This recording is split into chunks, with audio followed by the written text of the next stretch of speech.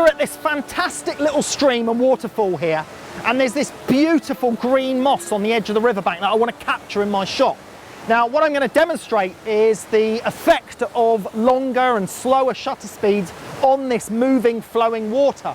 I'm also hoping the sunlight is going to come out. It keeps coming out sporadically, breaking through the clouds, and it'll illuminate this lovely green moss, this lovely velvety texture on the edge of the riverbank, and I want to capture that as part of my sort of natural history shot. And it's such a magical location. I think I'm going to have to get in the water with the tripod, set the tripod up and steady the camera, but I think I'm going to have to get my feet wet and get in there to get the best perspective and composition.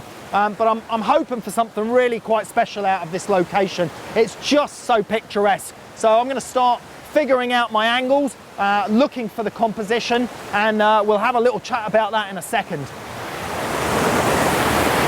Always having to get my feet wet for this work.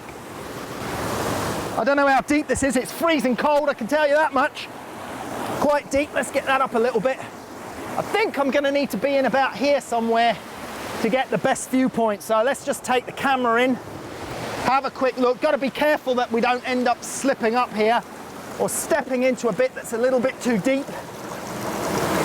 Yeah, that's not too bad there. Now, getting a really good perspective from here in the water, and this will really make for a much more interesting shot if we're getting this river flowing in and this edge of the riverbank from down here. So I'm just looking now to see what details I can pull out of there, and then I'll run a couple of test shots, and then from those test shots I'll evaluate where I need to put my tripod and get the actual shot set. I can tell you this water is very, very cold.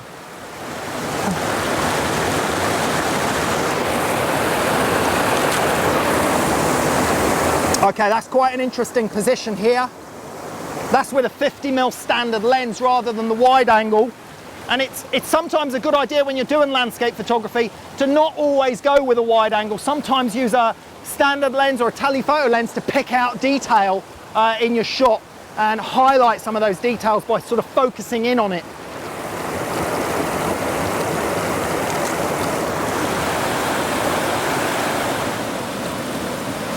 Well, I found a good position. As it happened, I've switched back to a wide angle or slightly wide angle lens. So I'm using my lens at about 35mm, 28 to 35mm, and going down low so that I can get the motion of this water in the foreground. And I'm going to run some shutter speeds in the region of about 4-6 seconds and get this lovely flow of the water. A little bit disappointed the sun hasn't broken through yet, but we'll see. Hopefully it will come out. And then I might try a few other positions and a couple of different options with the other lenses.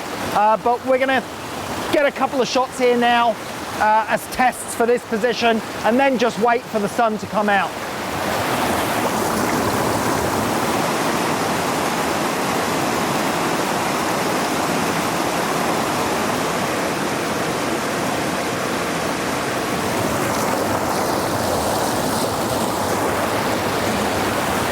Okay, I've set the shot up, looks really good. What I've done is I've put a neutral density graduated filter on because the trees and the foliage are quite a bit brighter than the area down here. And the other problem I had was the saturation of the greens and the surface reflection of the water.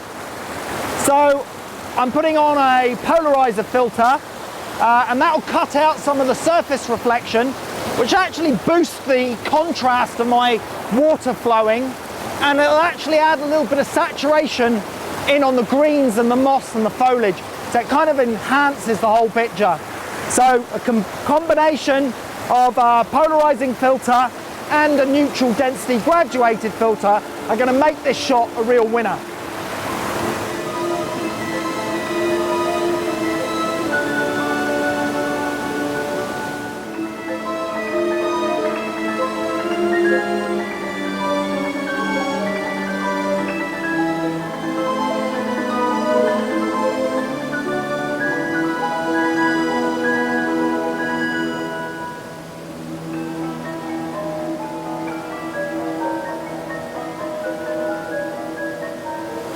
Okay, I've just found another composition, so this is My third shot that I found now, it's a great little location.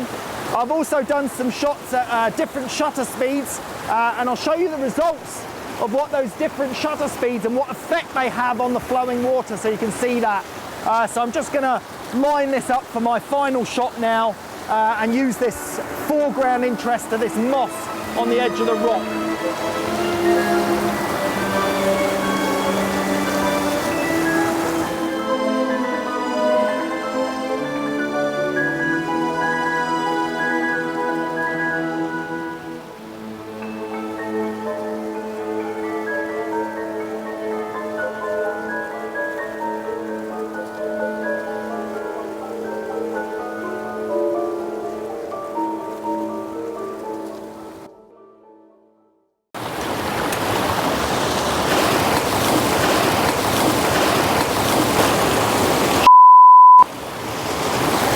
I just lost my polarizing filter.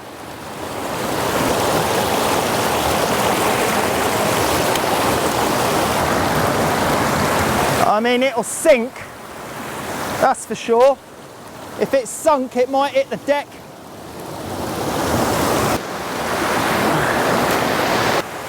I've just lost another polarizing filter. Fell out of the holder. That's another 90 pounds down the drain, and you can see I'm a little bit wet, but I got a really great shot. Actually, I got 2 or 3 really great shots there. I'm really pleased with that. Have to get the spare polarizing filter now for the rest of the shoot today. But anyway, good result, really pleased. Great little location.